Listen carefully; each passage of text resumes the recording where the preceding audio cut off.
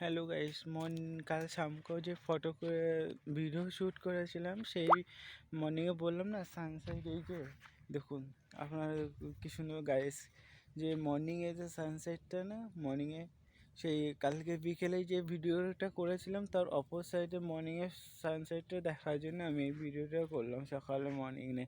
Good morning everybody.